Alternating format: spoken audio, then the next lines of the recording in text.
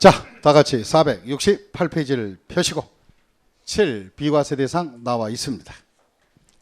그럼 먼저 이제 비과세 대상은 납세 절차와 함께 합니다. 자, 칠판 보시고 설명부터 듣습니다.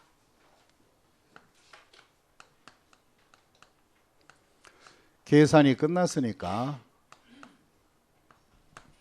취득세는 어떤 식으로 어떤 방법 어디에다 어떻게 낼 것인가 납세 절차를 한번 보겠습니다. 그럼 취득세 납세 절차는 어떻게 진행이 되느냐? 첫째, 부동산 등을 취득한 자는 취득자는 어디를 가야 되느냐? 과세관청을 가야 돼. 과세관청. 과세관청에 가서 내가 이러한 물건을 취득했으니까 신고서, 취득세 신고서를 제출하고 그 다음에 신고서를 제출하게 되면 세금 내라고 납부서를 줍니다.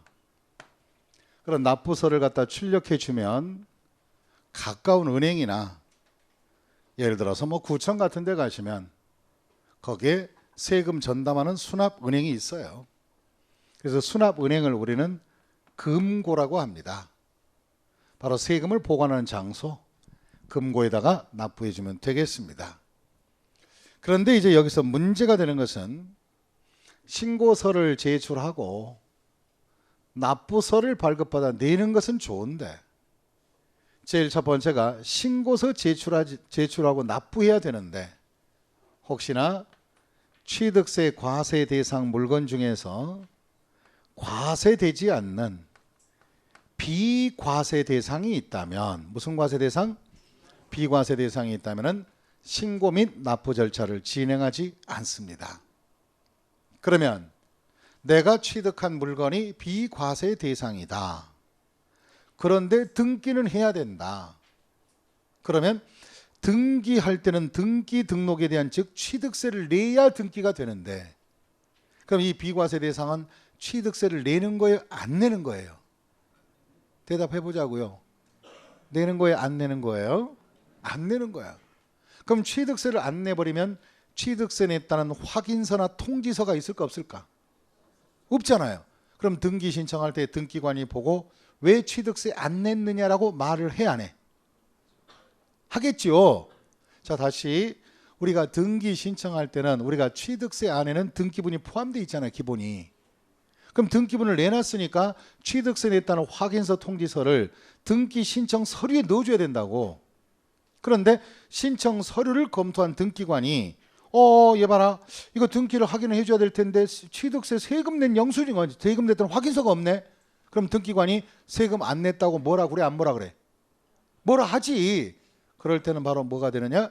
취득세 냈다는 확인서 등이 없으면 등기는 바로 뭐 되는 거예요? 반려되는 거예요. 뭐가 된다고요? 반려돼. 이걸 우리는 등기 각하라고 그래. 그럼 등기가 안 된단 말이에요. 그러면 결국은 바로 비과세 대상은 등기할 수 없느냐? 예, 할 수 있어요. 어떻게 해야 되느냐? 이것은 무슨 과세 대상이니까 비과세 대상이니까 세금을 안 냅니다.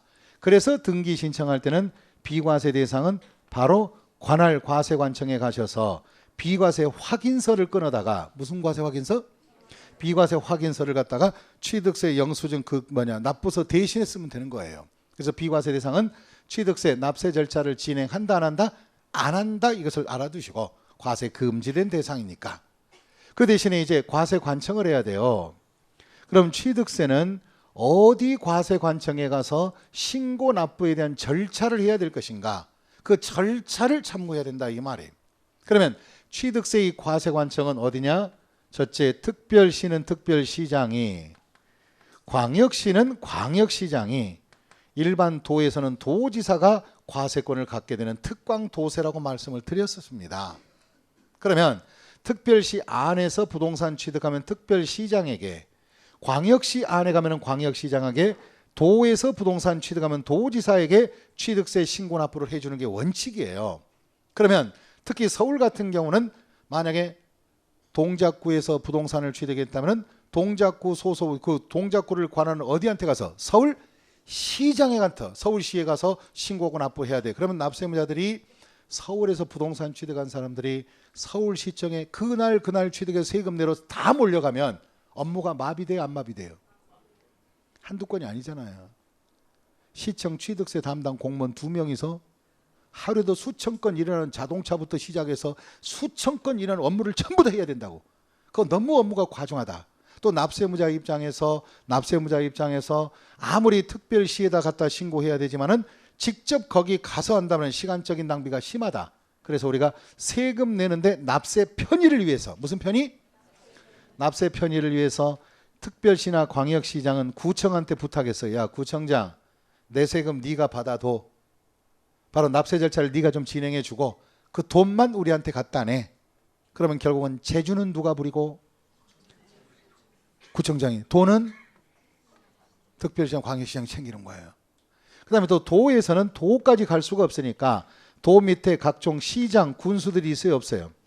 그럼 만약에 화성군에서 부동산 취득하면 경기도청 가서 세금 내지 말고 화성 군수한테 가서 군청에 가서 취득세에 대한 납세 절차를 진행하라 이 말이에요. 그럼 결과적으로 특광도세이지만은 박 시장, 군수, 구청장한테 징수권을, 무슨 권을? 징수권을 갖다가 줬다, 위임했다. 위임. 다시 뭐 했다? 아예 징수권을 줘버린 거예요? 아니면 징수를 위임해 준 거예요? 위임이라고 해서 누구를 대신해서? 특광도를 대신해서 시장, 군수, 구청장이 네가 대신 업무를 진행해 달라. 돈은 다 보내주고 우리한테. 그러면 위임을 했다는 것은 결과적으로 특광도지사의 세금에 대한 수납관계 업무를, 행정 업무를 담당하는 것이 시장, 군수, 구청장은 결과적으로 누구의 대리인이에요? 특광도 대리인이죠. 그럼 우리가 대리인이 하는 행위는 누가 하는 것이다? 본인, 이 자가 받는 거나 똑같은 겁니다. 무슨 뜻인지 아셨습니까? 그럼 실질적으로 여러분들께서는 서울에서 부동산 취득하면 구청 가지 마시고 어디로? 아니면 시청 가지 말고 어디로? 각 구청, 해당 구청에 가셔서 납세 절차를 진행해 주시면 바로 특광도가 과세권을 갖는 거나 똑같게 됩니다. 그럼 이제부터 그럼 이제 신고하고 납부를 언제까지 진행을 해야 됩니까? 그 기한이 문제가 되는 거예요. 기한이. 그래서 우리가 취득세 신고하고 납부는 첫째가 가장 기본적인 모델이 취득한 날로부터, 다시 뭐 한 날로부터? 취득한 날로부터 얘는 60일 이내, 다시 며칠 이내? 60일 이내 신고하고 납부가 돼야 합니다. 그러면 매매를 했다면, 개인 간에 매매했다면 잔금 지급일로부터 며칠? 60일 이내 신고하고 납부해 줘야 돼요. 이것이 대원칙의 전제가 됩니다. 그러나 두 번째 예외도 있어요. 그러나 일반적인 모든 취득은 취득한 날로부터 며칠이지만 60일 이내 해야 하지만은 예외가 뭐가 있느냐? 상속의 경우에. 다시 뭐의 경우에? 상속의 상속. 그럼 부동산을 상속받게 되면 상속 개시리 취득이라는 건 아시죠? 배웠어요? 안 배웠어요? 네. 전번 주에 배우고 아까 시작하면서 한번 훑어주고. 나 아무래도 수업 방식이 내가 좀 미쳤나 봐. 믿을 수가 있고 없고 우리 학생들을 믿을 수 없어서 그날 수업하고 그날 배운 거 정리하고 안 하고 정리하고 그 다음날 또 한번 읊어주고 그런데도 세법이 어렵다고 하는 사람은 또 반복해 줄 거예요. 어쩔 수 없어요. 상속은 상속 개시리 취득이래요. 근데 상속이 돌아가시자마자 자녀들끼리 또는 어머님이나 아버지 돌아가셨다면 상속인들이 협의를 해서 재산을 나누기까지가 시간이 필요해 안 필요해? 많이 필요하죠. 첫째, 상속 재산은 다투 안 다투? 돈 가지고 다투는 것은 남끼리 다투는 거예요? 형제끼리 다투는 거예요? 원래 돈 가지고 다투는 것은 형제밖에 없습니다. 서로 갖겠다고. 네가 더 갖는다, 내가 더 갖는다. 그럼 같이 갖는데 네 땅은 네가 가져라, 내가 가져라. 뭐 이런 식으로 다툼이 많아요. 그러면 다툼이 길다 보면은 의리가 상하고 안 상하고. 그로 인하여 재산 분배가 시일이 늦어져 안 늦어져? 많이 늦어지죠. 그래서 상속의 경우는 넉넉히 시간을 줘라. 그래서 취득세는 취득일로부터 60일인데 상속만, 뭐만? 상속만 상속 개시리, 즉 상속 개시리 속하는 달, 개시리 속하는 달 말일로부터, 즉 개달 말아서, 뭐 말아서? 개달 말아서 얘만 6월, 다시 몇 월? 6월 이내 신고 납부하라. 그러면 상속받은 자 취득세 신고가 언젠가 한번 볼까요? 4월 10일 날 아버님 돌아가셨습니다. 그러면 4월 달이 계실이 속하는 달 말일은 4월 말일이죠. 그것까지 딱 떼버리고 다음부터 쉬면 돼요. 5, 6, 7, 8, 9, 10월 말까지 해주면 돼요. 그렇게 계산하면 됩니다. 근데 어떤 분은 내가 좀 미쳐버리겠더라고. 상속은 언제까지 세금을 내 신고 납부하면 했더니 10월 말이요. 나 어쩌라고 나 그 답을. 예를 들어서 그렇다는 것이지. 무조건 상속은 10월 말이라는 거 10월 말. 이건 속이 상한 거예요. 제가 속이 썩는 거 이거. 아니에요. 쭉 썩어 왔습니다. 별다를 거 없어요. 그럼 이제 계달 말로부터 6월이다 이 말이에요. 근데 문제는 또 상속인이 단 한 사람이라도 국외에 주소가 있다면 외국에 주소가 있대야. 외국에. 그 외국에 주소가 있는 사람들은 국내에 입국해서 입국을 해서 우리나라는 일반적으로 비자를 받아야 돼 안 받아야 돼? 에? 입국하려면 비자 없어졌나요? 아무나 막 들어올 수 있어요? 그래서 일반적으로 비자 받고 그 다음에 들어와서 입국할 때까지는 국내 주소를 있는 상속인에 비하여 시간적인 게 더 걸려 안 걸려요. 그래서 한 사람이라도 상속인 중에서 외국에 주소가 있다면 외국에 주소가 있다면은 요걸 갖다 석 달을 더 연장해서 언제까지? 9월. 그럼 모두가 다 외국에 있는 것이 아니라 상속인들 중에서 몇 사람만 한 사람이라도 외국에 주소가 있는 사람이 있다면 9달 내에 신고 납부하는 거예요. 그러면 왜 그러는지를 이유가 뻔하잖아요. 상속인이 6명인데 한 사람이 외국에 있다면 외국에 있는 사람이 동의가 없이는 상속 재산이 분할이 돼요 안 돼요? 안 되니까 다 모여야 된다고. 그래서 한 사람이라도 외국에 있으면 9월 이내 해달라. 다시 몇 월 내? 9월. 그 다음에 또 이제 세 번째는 토지거래 허가. 토지거래 허가를 받아야 될 토지에 대한 신고는 언제까지 해야 되느냐. 이것은 지금 할 거 아니에요. 지금 얘기해봤자 나만 생고생해요. 원래 이거 내가 가르치는 과목 아니에요. 이게 토지거래 허가 제도는. 토지거래 허가 제도는 어디에서? 중개사법에서. 그럼 중개사법에서 토지거래 허가 제도를 배우면 그때 가서 제가 가르쳐 드릴 거예요. 이거 보류. 작년에 수업하면서 허가 제도를 여러분 처음 기초하면서 토지거래 허가 제도를 갖다가 얘기해 놓고 했더니 세법 어렵대. 그래서 안 어렵게 하려고. 네, 이건 보류. 보류 해놨습니다. 중개사법 끝나면 해줄 겁니다. 이건 아까 했던 건 잠시 전에 건 농담이고 허가 제도는 바로 기본사 할 때 하고. 그 다음에 또 네 번째 이제 바로 뭐가 있느냐. 이러한 각자의 날짜가 있음에도 불구하고 바로 등기하고자 하는 자는 소유권을 취득하여 등기하고자 하는 자는 등기 접수일까지 다시 무슨 접수일까지? 등기 접수일까지 취득세를 내줘야 합니다. 왜 그러느냐? 여기 한번 보시고요. 우리가 일반적으로 거래를 매매하면 갑과 을이 부동산 거래 계약을 했다. 그리고 잔금이 12월 5일자가 잔금이다. 그럼 우리가 잔금 치르자마자 이게 취득일이니까 원래 취득세는 이날로부터 며칠 이내? 60일 이내에 신고 납부하고 취득세 냈다는 바로 확인서 통지서를 등기 서류 접수해서 등기 신청하면 되는 거예요. 그런데 우리나라 사람들은 등기 신청을 언제 해요? 잔금 치르고 60일에 여유 있게 합니까? 오전에 잔금 치르고 오후에 등기 접수합니까? 바로 해요. 그래서 항상 매매 계약하면 잔금을 언제로? 오전 몇 시에 만나자고 얘기할 거예요.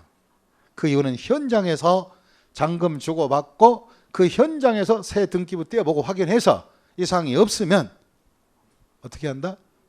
바로 법무사 와서 서류 들고 바로 법 등기 소록합니다. 그러면 현재 우리나라는 잔금 지급일과 등기 접수일이 거의 같아 안 같아? 그럼 등기를 접수하려면 취득세를 내줘야 돼 안 내줘야 돼? 원래는 잔금 치르는 며칠 이내 내야 할 것이 60일이라는 시간적인 여유가 있는데 잔금 치르자마자 등기 신청을 하게 된다면 취득세를 내줘야 등기가 된다고. 그러다 보니까 어떤 취득이 있다 하더라도 등기하고자 하는 자는 묻지 마라. 무슨 접수일까지? 등기 접수일까지 취득세를 내달라 이 말이에요. 그럼 결과적으로 여기 있는 60일은 명목상 날짜지 매매 등을 하게 되면 거의 잔금 치는 날 다 세금 냅니다. 무슨 뜻인지 아세요? 그러나 권리 변동의 중대한 사건이 아닌 것들, 즉 다시 말해서 토지를 지목 변경했다면 등기상이 아니잖아요. 그런 것들은 여유 있게 취득일로부터 언제까지? 60일 맞추시면 되겠습니다. 여기까지 이해하셨습니까? 좋아요. 그럼 이렇게 해서 취득세를 성실하게 잘 납부해 줘야 합니다. 그러나 살다 보면 불성실자도 있다 없다? 불성실자. 불성실. 이 불성실은 두 가지예요. 첫째, 무신고한 자, 무신고하고 납부를 안 했다. 무신고 납부하는 자. 그 다음에 두 번째는 과소신고 납부한 자, 과소신고, 과소자, 그리고 과소 납부한 사람들, 이런 사람도 있을 수 있다는 겁니다. 그럼 이제 무신고자나 과소신고자가 있다면, 바로 무신고나 과소신고자가 있다면 무신고자들은 과세관청에서 세금을 결정을 해서 결정하게 될 것이고, 그 다음에 과소신고자는 신고한 내용은 있었고 없었고, 있는데 있는 내용을 바로 잡아야 돼, 안 바로 잡아야 돼? 우리가 이미 신고한 내용이 잘못해서 바로 잡는 것을 우리는 뭐라고 하느냐? 경정이라고 합니다. 다시 무슨 정? 이 경정. 이 경정은 고칠 경, 바를 정자, 바르게 고친다 이거예요. 그러면 이제부터 경정과 결정받은 자들은 당신이 의무 이행을 안 했으니까 이 무신고나 과소 납부에 대한 납부 불성실 가산세와 또 경정과 결정 통지할 때 지연 기간에 대한 납부 불성 아니요 여기가 다시 죄송해요.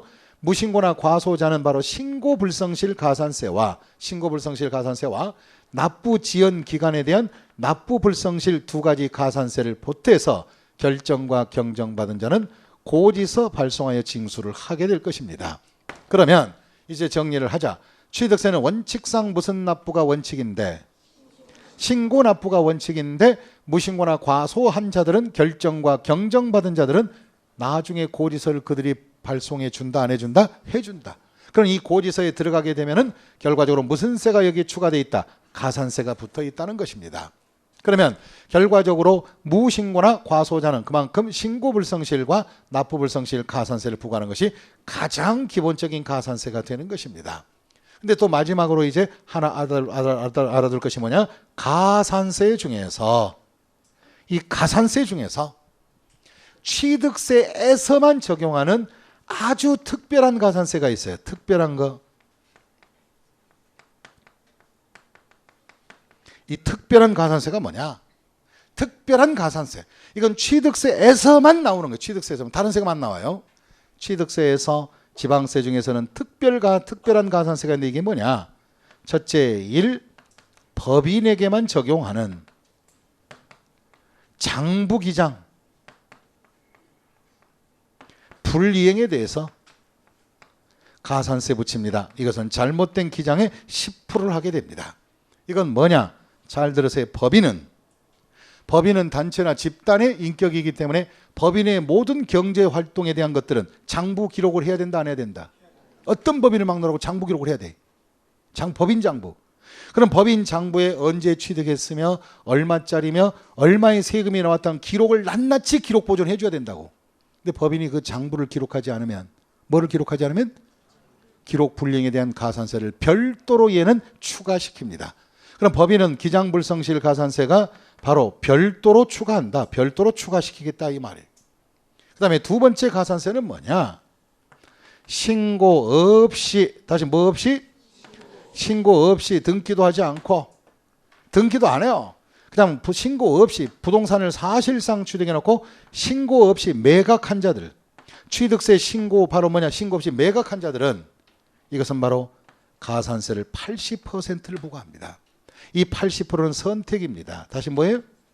선택은 뭐냐? 아까 우리가 신고를 안 하거나 잘못한 것에 대해서 무신고, 과소신고 가산세가 있죠. 얘네들은 굉장히 낮아요, 가산세가. 하지만 80%보다 낮다 이거예요. 그럼 만약에 이 사람이 신고 없이 매각했다면 무신고 맞죠? 무신고잖아요. 무신고한 가산세는 일반 가산세를 적용하지 않고 특별히 미등기 전매 취득자 걸렸다면 몇 프로를 80% 가산세를 부과한다. 그런 취지입니다. 이런 것들이 바로 특별 가산세. 그러니 특별 가산세는 무신고했다고 얘도 하고 얘도 두 가지 하는 것이 아니고 바로 무신고자 중에서 신고 없이 매각한 자들은 80% 가산세를 무신고 가산세를 대신해서 적용하는 하나의 선택사항입니다. 이제 책을 가지고 부연 설명해 볼 수 있도록 하겠습니다. 자, 책을 갑니다. 이제 처음에 468페이지 거기 보시면 취득세 비과세 대상 나왔습니다. 이 비과세 중에서 이번 진도는 국가 등의 비과세만 할 거예요. 기타 비과세는 기본서로 돌릴 겁니다. 왜냐하면 거기에 징발법이다, 신탁법에 의한 신탁이다 이런 것들은 조금 여러분들이 진도가 무르익어야 이해가 가요. 근데 또 작년에 이번 시험에 작년 시험에 자유롭지 못하신 분들은 작년에 시험 보고 자유롭지 못하신 분들은 신탁이 뭔지를 좀 듣고 싶은 마음은 있으나 조금만 기다리십시오. 그 다음에 이제 그 밑에 보시면 이제 가보자. 468페이지 가시면 이제 국가 등의 비과세 밑줄을 쫙 끄시고 국가 등의 비과세는 두 가지입니다. 첫째, 국가, 정부가, 지방자치단체가 괄호 열고 다른 법률에서 국가 또는 지방자치단체로 의지하는 법인은 우리 세법상에는 국가나 지자체로 보지 않습니다. 그럼 이제 관공서만 순수한 관공서만 비과세하겠다 그런 취지예요. 그럼 거기서 다른 법률에서 국가나 지방자치단체로 의지하는 법인이 뭐가 있을까? 혹시 여러분들 한국주택토지공사 들어보셨어요? 그거 관공서급은 급인데 과세상의 관공서가 아니에요. 그럼 한국주택토지공사에서 부동산 취득하면 취득세는 내야 된다 안 내야 된다? 내야 합니다. 비과세 단체가 아닙니다. 이해하셨습니까? 그 다음에 또 서울 SH 들어보셨나요? 네? 서울주택토지공사 그것은 서울지방조직이 만든 것으로서 그 또한 이제 관공서로 보지 않습니다. 그런 바로 이런 공사 등이 취득한 것들은 취득세를 내게 하겠다. 그것만 아니라면 국가나 지방자치단체, 국가는 정부이고 지방자치단체는 특별시, 광역시, 도시, 군, 구, 자치도, 자치시 이걸 말해요. 그 다음에 지방자치단체 조합 등. 그럼 지자체 조합은 뭐냐? 지방자치단체가 설립한 임시지자체를 말하는 거예요. 잠시 있다가 없어지는 거. 그럼 예를 들면 우리가 과거에 서울특별시 지방자치단체 조합이 하나 있었어요. 청계천 보건사업조합. 들어보셨죠? 그럼 보건사업이 끝나면 없어지잖아요. 그 조직이. 그래서 이와 같이 한마디로 바로 이런 조합이 한 관공서나 똑같은 역할을 하는 거니까. 지자체 조합, 그다음 외국 정보, 한국에 있는 뭐 대사관 이런데 또 주한 국제기구, 국제연합기구 이들 공적 조직들이 부동산 등을 취득했다면 이유 이하를 묻지 말고 무슨 과세조라? 비과세하라 이 말이에요. 그럼 이것을 해설을 한다면 이렇게 되겠죠. 다른 것이 아니라 잘 들으시고요. 서울특별시장이 관할하는 서울특별시 안에서 정부, 건설교통부라는 정부 조직이 건설교통부 소속으로 부동산을 취득했다면 서울시장은 건설교통부 정부를 상대로 취득세를 부과해서는 된다 안 된다? 안 된다. 이것이 국가 등의 취득의 비과세를 말합니다. 과세권을 행사하지 마라 이 뜻이. 그 다음에 두 번째는 뭐냐? 두 번째는 국가나 지방자치단체의 조합의 귀속은 드린다. 그 다음에 기부 체납은 뭔가? 기부. 영어로 말해도 괜찮아요. 기부는 뭐다? 기부. 주다 아니야? 기부. 한문으로 표시하면 기여해 주다. 드리다. 기부. 한문과 영어는 같아요. 기부. 드리겠다. 아니면 너한테 넘기겠다. 귀속. 기부 체납은 뭐냐? 드리겠다. 체납은 바뀔 채. 너한테 명의 바꿔주겠다. 이게 기부 체납 계약. 그러면 결과적으로 내가 예를 들어서 상속을 아버지한테 100억을 받았다, 부동산을. 그런 상속받으면서 취등록세 내야 돼, 안 내야 돼? 내야 되는데 만약에 상속을 받은 부분을 취등록세 내기 전에 미리 과세관청에 가서 아니면 과세관청이 아니라 국가에 만약에 헌납을 한다면 국가관공서 찾아가서 이 부동산을 기부하겠습니다라고 기부 약정서만 있으면 나중에 상속받은 사람이 상속 등기할 때 취득세 있다 없다? 없고 그 다음에 나중에 기부를 해주면 돼요. 이해하셨습니까? 그럼 국가 등의 관공서에 기부할 목적으로 취득한 자가 있으면 어떤 재산의 취득도 무슨 과세조라? 비과세조라. 부동산도 좋고 사회 기반 시설 뭐 도로도 좋고 이런 거 다. 이것이 바로 국가 등의 비과세의 조건입니다. 그러면 사유재산을 취득한 자가 국가에 기부한다면 사유재산 취득자는 세금이 무슨 과세조라? 비과세라. 그 뜻에 속하는 것이. 그래서 우리가 국가 등의 비과세를 정리해 봤습니다. 그 다음에 기타 재산 비과세, 기타 비과세 469페이지 꼭대기에 거기다가 밑줄 긋고 써놔요. 기본서에서 할 것임 이렇게. 그 다음에 그 밑에다가 8번째 취득세 납세 절차가 나옵니다.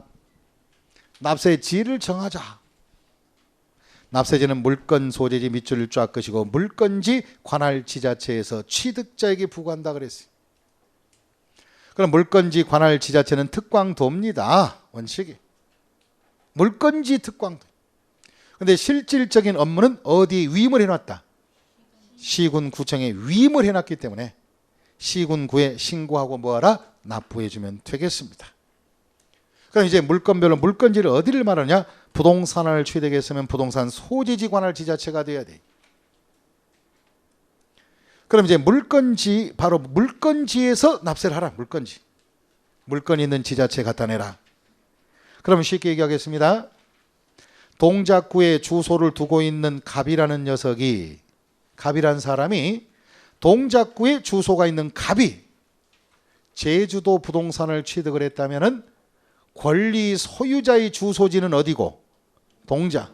물건지는 어디? 제주도. 그러면 취득세 납세지는 어디가 된다? 제주도에 신고 납부하는 것이지 주소지에 서는 게 절대 아닙니다. 따라서 지방세는 물건지여야 한다 이 말이에요. 그럼 혹시 시험 볼 때 지문이 이렇게 나왔을 때 맞는 문장인지 옳고 그름을 선택하셔야 됩니다. 혹시나 시험 지문에 취득세를 납부하고자 한다. 물건지와 주소지가 다를 때는, 소유자의 취득자의 주소지와 물건지가 다를 때는 어디가 납세지가 된다? 물건지지 주소지가 되는 것은 아니다. 그런 질문 틀리면 안 돼요. 그럼 우리가 공부를 하면서 쓸데없는 거 외우고 있더라고요. 부동산 소재지, 회원권은 시설 소재지. 왜 그걸 외우냐고. 그걸. 시험 문제는 그렇게 안 나오는데. 지문은 그렇게 나오는 거야. 이해력을 갖고 판단하라 이거지. 그럼 지방세는 물건지다 주소지다? 물건 있는 장소에서 부과하라. 그럼 물건지와 바로 주소지가 다를 경우에 취득세 납세지는 어디로 한다? 물건지 관할 지자체가 된다. 다시 한번. 물건지 취득한 물건지와 그 다음에 뭐예요? 주소지가 다를 경우는 양도소득세는 어디가 납세지가 된다? 그건 또 주소지지. 그럼 국세는 어디로 가고? 주소지. 지방세는 물건지. 구분을 하시라고. 편 좀 나눠줘. 여러분들은 세 사람만 모이면 편을 잘 나누더니 왜 이건 편을 못 나누냐고. 예, 나눠졌습니까? 이렇게 약속해놓고 이제 또 틀릴 것이라는 걸 알고 있다 모르고 있다? 저는 알고 있어요. 알 때까지. 예. 그냥 어떻게 생각하면 하도 이제 시험이 가까워지면 답답해서 제가 꿈에서 그런 얘기를 해요. 신과 함께를 영화 본 다음에 꿈을 꾸었어요. 제가 염라대학 앞에 갔어요. 우리 수험생들 시험 보는데 문제 좀 뺍시다. 내 영혼을 팔겠어. 이렇게 승부를 했더니 염라가 그러지 말해. 이승에 가서 열심히 가리키래 그냥. 그래서 시험지 못 샀습니다. 승부를 해야 되는데. 그러면 회원권은 시설 소재에서 하라. 서울 어디 법인 사무실에서 골프 회원권을 샀는데 회원권에 대한 것을 사기는 샀는데 골프장이 강원도에 있다면 회원권에 대한 납세지는 어디? 강원도가 돼야 됩니다. 그다음에 임목은 어디다? 임목 소재지 지자체가 되는 거예요. 그럼 항상 소재지 잊지 마시기 부탁을 드리겠습니다. 또 넘겨보실까요? 그럼 취득세는 어떻게 내고 있는지 기초반에서만 하는 겁니다. 잘 보세요. 어떻게 왔다리 갔다리 하는지 잘 보세요. 첫째, 납세무자 취득자입니다. 제 1번서부터 봐요. 아, 부동산을 취득했습니다. 아, 제가 취득했습니다. 이제 과세관청 갑니다. 과세관청인 시군구에 가서 물건지 시군구에 가서 과세표준과 세액이 얼마가 나옵니다. 써 신고서를 제출해. 그럼 신고서 제출한 것을 과세관청이 검토해서 전산 입력하면 바로 그 옆에서 왱 하고 뭐가 튀어나와. 그것이 바로 뭐예요? 납세 고지서. 그럼 지금 현재 납세 고지서가 아니라 납부서. 고리서는 아니지. 납부서. 그럼 제가 신고서 접수하면은 왱 하고 나온다는 것은 즉시 처리하는 거예요. 관공서에서 대기 처리하는 거예요. 즉시 처리해 주는 거예요. 취득세는. 접수하자면 바로 즉시 처리하라. 그래서 취득세 납부서를 발급받아 오면 이제 납세무자는 시군구 금고, 즉 다시 말해서 은행 등에 가서 취득세를 납부하면 취득세 납부서 칸에다가 납부했다가 도장 빵빵빵빵 찍어줘 안 찍어줘? 찍어중에 영수증 도장 하나 받고 납부확인서 통지서 등의 도장을 하나 받는 거예요. 그럼 이 중에서 영수증은 호주머니에 집어넣고 그 다음에 바로 집에 오셔서 이제 드디어 취득세를 냈으니까 등기하고자 하는 자는 무슨 소로 간다? 관할 등기소로 가라. 등기소에 가서 등기 신청을 하면 됩니다. 그러니까 등기관이 서류 검토를 하고 등기 접수가 되면은 바로 납세 절차의 등기까지 다 끝나는 거예요. 그런데 문제가 되는 것은 등기관이 등기를 해주고 보니까 이 자가 취득세가 좀 덜 냈다는 부족액이 있는 것 같아. 그럼 부족액이 있을 때는 부족세액을 알면서도 방관할까요? 아니면 시군구에 야 이거 이상하다. 이게 취득세 좀 금액이 안 맞는 것 같다라는 사실을 통보해 줘야 돼? 안 해줘야 돼? 통보할 때는 즉시 통보, 즉 지체 없이 통보다 아니면 모아서 달별로 모아서 다음 달 10일까지 통보한다. 다음 달 10일까지. 그럼 이제 취득세 부과 절차 중에 등기관에 대한 부족세액 통보는 발견 즉시 지체 없이 통보한다 이렇게 나왔으면 맞고 틀리고 지체 없이가 아니라 모아서 다음 달 며칠? 10일까지.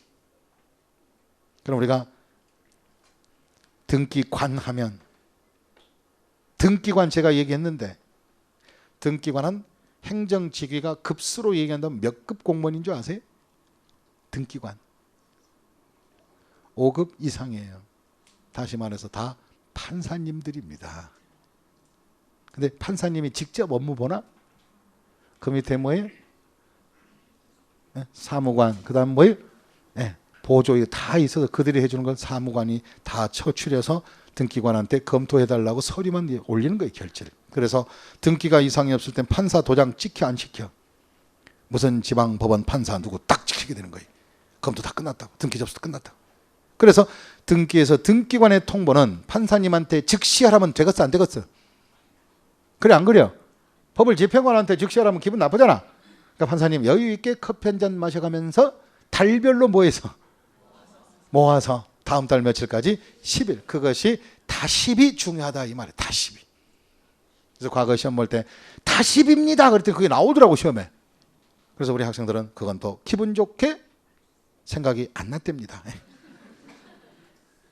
그다음 밑에 이제 구체적인 날짜를 잡자. 밑에 일반적인 경우 언제까지 내야 됩니까? 일반적인 경우 정리해 보겠습니다. 일반적인 경우는 바로 취득일 한도 며칠 이내 60 특별한 사항이 없으면 60일이야. 그 다음에 상속을 원인으로 취득했을 때 어떻게 하라? 상속 또는 유증 개실이 속하는 달말 계달 말아서 몇 월? 2월. 외국에 주소를 둔 자가 있을 때는 몇 월? 9월. 그 다음에 여기까지 해놓고 등기 등록을 하고자 하는 자는 언제 전까지? 등기하기 전. 이 등기 전이라는 것은 무슨 신청일까지? 등기 신청 접수일까지를 말합니다. 그날까지 내달라. 그 다음에 네 번째 토지거래 허가구역 나와 있죠. 이 허가구역은 바로 거기다 밑줄 그치고 후일 도모 이렇게. 그 다음 그 밑에 가겠습니다. 신고 및 납부 불성실자 고지서 보내서 징수하겠다. 그러니까 읽어보면은 무신고나 과소신고 불성실 가산세 및 납부 불성실 가산세를 당해 해당 세액에서 고지서 발송하여 징수한다. 그럼 취득세 일반 가산세는 뭐가 있냐? 가장 기본적인 가산세를 우리가 조세 총론에서 배운 거예요. 첫째, 신고가 잘못했네. 신고 불성실 가산세는 두 가지로 보시면 돼. 기억, 무신고. 무신고는 무신고한 세액의 몇 프로? 20% 추가요. 애우지 마 이거. 아, 무신고는 20%가 있구나 걸 알고만 가면 돼. 그다음 부정무신고는 몇으로? 40. 그다음에 과소신고는 일반 과세는 몇이고? 10. 부정은 몇이다? 40 가는 거예요. 그다음에 납부 지연 일수의 하루 이자 금융기관의 이자율인 하루 이자 만 원에 얼마씩? 3. 만 원에 얼마? 3. 3원씩. 그럼 만 원 연체됐다면, 만 원 지연됐다면 만 원에 하루 이자 얼마씩? 3원씩 붙겠다. 지연 연체에 대한 가산금이 붙겠다. 아, 가산세가. 그러면 3에다가 밑줄을 그으시고, 3원은 하루에 3원이라면 1년에 11%대 이자야. 세 안 세? 그 너무 가혹하지 않느냐 이거.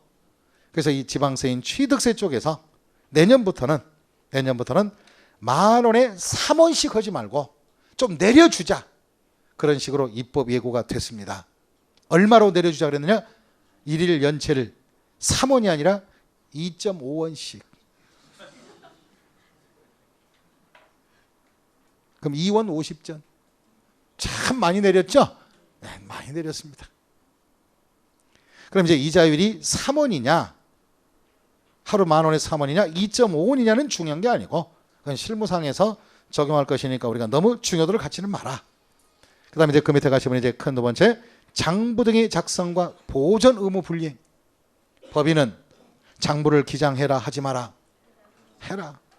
그거 의무를 이행하지 않게 되면 몇 프로? 10%. 장부는 10%다. 10장이라는 걸 잊지 마시고, 장은 10이야. 장은 뭐예요? 10이라고.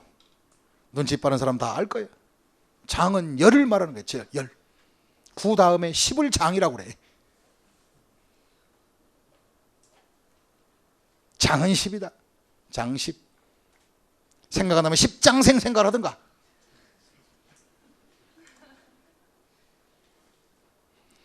십장생은 몇 가지를 말하는 거예요? 10가지. 그래서 어떤 사람이 십장생을 한번 대보세요. 그랬더니 9가지는 되는데 한 가지를 못 되더라고. 그래서 한 가지는 답이 없으니까 나요. 그래, 오래 살아라 그래서 오래 살아. 장십, 10장. 그럼 이제 어떻게 하자는 것이냐? 밑에 보충칸에 가시면 취득세 납세무가 있는 법인은 취득 당시 취득가액을 증빙할 수 있는 장부 등을 갖다 기록 비치하라. 그다음에 두 번째, 동그라미 2번. 지자체에서 이를 기록 비치를 전부나 또는 일부러 하지 않았을 때는 그 해당된 세액의 몇 프로를? 10%, 10장으로 하겠다. 그 다음에 큰 3번에 이제 취득세 중가산세, 이건 선택 적용이에요. 무신고 가산세로 갈까? 중가산세는 둘 중에 하나 선택이 높은 것으로. 당연히 중가산세로 가야지. 그럼 무신고는 방금 전에 배웠죠. 무신고는 일반 무신고 20, 사기 부정은 40이었죠. 하지만 이렇게 무신고한 사람들 중가산세 80%짜리가 있어요. 잘 봐야 돼요. 첫째, 무슨 취득한 후. 잘 봐요, 글씨를. 무슨 취득한 후. 사실상 취득했다는 것은 등기를 했다 안 했다? 안 하고 사실관계로 취득해놓고 등기는 될 수가 없지. 그 다음에 이를 뭐하지 아니하고 신고하지 아니하고. 거기까지는 괜찮아. 무신고 가산세야. 20, 40 가야 돼. 하지만 이걸 뭐까지 해버렸어요? 매각해버린 거야. 그러면 사실 무신고 뭐까지? 매각. 그럼 한마디로 미등기 전매하고 팔고 튄 거야. 취득세 튄 거. 다시 뭐 한 거? 팔고 튄 거. 몇 프로 가산세? 80%. 뭐해서 튀었다? 팔튀. 팔튀는 몇 프로? 그래서 팔튀. 열심히 팔고 튀면 팔튀하면 80이다. 팔튀 해놨더니 아이고야 3년 전 시험에 나오더라고 그게. 감사, 2년 됐네. 감사의 학생들이 하더라고. 선생님, 취득세, 중가산세 팔고 튀는 건 80이죠. 그렇다고 했더니 시험에 답이 나왔는데 OT로 나왔어요. 50%래. 맞아서 틀렸어. 그렇게 허무맹랑한 것이 답이 돼. 제가 왜 이렇게 수업하면서 팔퇴, 뭐 이놈의 세상 상속 이렇게 왜 했겠어? 나중에 그 진가가 시험장에 가기 전에 10월 달에 보면은 여러분들이 바로 엄청나게 진가가 바로 그 괴력을 발휘할 거예요. 시험 보는데. 우리 기억하자. 십장생. 무슨 상생? 장보는 10이다. 장생. 그 다음에 팔튀는 80%. 무신고는 20. 무신고 팔튀는 80으로 가는 거예요. 이렇게. 이해하셨습니까? 그럼 무신고와 팔튀가 같이 걸렸을 때는 같은 무신고잖아요. 중복에 할 수는 없고 뭘로 한다? 80 적용하면 돼. 이게 팔튀야. 기억난가 모르겠다. 여러분들은 그러죠. 선생님 수업 진행할 때는 참 쉽고 잘 나갑니다. 뒤돌아서면 생각이 안 나네요. 공부해서 그날 공부해서 뒤돌아서 생각나는 사람 누가 있는데? 아무도 없어요. 근데 합격한 사람은 뭐냐? 뭐가 다르냐? 생각이 안 났기 때문에 집에 가서 동영상으로 복습을 했다는 거예요. 근데 어떤 분은 그래요. 선생님 복습 열심히 했는데 점수가 안 나와요. 그 복습을 했는데 점수가 안 나온 것은 시험에 나올 만한 것을 복습을 안 했기 때문에 그런 거예요. 근데 선생님 시험에 나올 만한 걸 복습을 다 했는데 왜 점수가 안 나올까요? 마지막에 뭔지 아세요? 그 나올 만한 것을 복습한 걸 자기 것으로 만들지 못해서 또 나온 거예요. 여러분들 공부하는 방향은 제각기 특성이 있지만 세법의 방향을 가르쳐 드리는 거예요. 지금 세법은 그주 일주일에 한 번 배우죠. 그죠? 그 동영상 녹화가 돼야 안 돼요. 녹화된 것을 3시간 다 들으라는 소리를 내가 안 할게. 이미 여러분들 한번 들었으니까. 그럼 그주 마무리에 해당되는 거 프린트 학습 교환 정리하는 거 있죠. 그거 일주일에 2번 못 듣겠어요? 7분도 안 되는 걸. 그 7분짜리의 요약이 나중에 시험장에서 큰 태산이 되어서 여러분들한테 천군만마를 얻게 될 거예요. 나중에 보세요. 제가 그 7분에 쌓인 1년의 세월이 얼마나 컸던가를 부탁을 드렸는데도 제가 검토를 해봤습니다. 이 동작구에서 촬영을 딱 해놓고 나서 동작구에서 이 관할 중부지구나 이쪽 지구에서 그거 다른 전체 강의가 아니라 7분 요약을 어느 아이디가 어느 지구에서 몇 번 들은가 체크를 해봤어요. 여러분들은 동작에서 8명 하셨어요. 민망하고 미안한 점을 하셔야죠.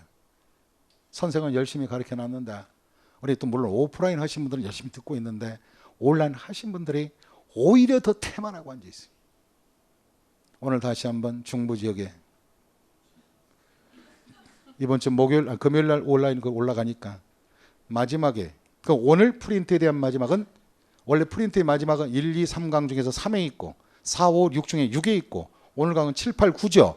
9강 밑에 깔려 있는 거 과연 그 아이디가 몇 번 반복해서 들었는가를 제가 바로 CM팀에 연락해서 다 체크를 할 거예요. 그리고 여러분이 또 한 번 저한테 실망을 시킨다면 여러분들은 세법은 포기하시고 다른 거 열심히 공부해서 내년에 다시 한번 또 하자고 해줄 수 있습니까? 일주일에 7분짜리 2번입니다. 2번. 오늘 수요일이면 수요일 수업을 하면 화요일 날 한 번 그 마지막을 들어보고 했던 거. 그 다음에 끝난 다음에 이제 다음 차례 또 한 번 들어보고 좀 반복 좀 해봐. 반복 좀. 반복이 기적을 만든다고 몇 번 말씀드렸어요. 그 반복을 게을리하게 되면 여러분들은 태산 같은 적군을 만날 것이고 반복을 많이 하면 바로 여러분들의 아군을 천군만마를 얻게 될 것이에요. 바로 세법의 점수가 안 나오면 2차 합격이 안 됩니다. 이미 16개 문제라고 학생들이 중개사 공부하면서 그걸 과목을 일단은 제낀다 안 제낀다. 다 틀려야 16개니까 나중에 시험장에 가면 2-3개 모자라서 피눈물을 흘리게 됩니다. 무슨 뜻인지 아세요? 시험 봐본 사람은 알아요. 올해 시험에도 시험 난이도가 높았지만은 제가 역대에서 세법 시험이 그렇게 난이도가 난잡한 건 처음이었어요. 이번에 29회가. 그래도 2개만 핀트에 어긋났지 14문제는 전부 다 원문들이 다 들어가 있었어요. 공부한 사람들은 2개, 1개 틀리고 다 맞았어요. 안 한 사람들은 뭔 소리인지 모르고 반도 못 맞았어요. 반이 뭐야? 4개도 못 맞히더라고. 그래서 난제가 있고 어려운 부분이 있더라도 세법은 제가 여러분들에게 끝까지 공부를 좀 해오신 분들한테, 같이 고생하신 분들한테 16개 중에 아무리 시험 문제가 어려워도 10서너 개 이상은 맞게 해드릴 자신이 있다 이거예요. 그러니까 따라만 오시라 이 뜻입니다. 이해하셨습니까? 그렇다면 이제 여러분들 오늘 나눠드린 프린트를 점검하겠습니다.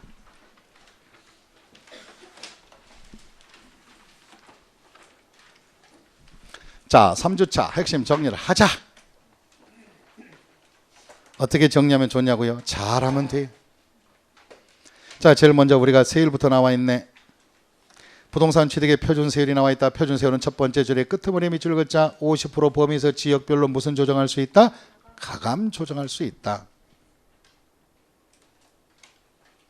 첫 번째 1번을 보자. 1번 상속으로다. 상속.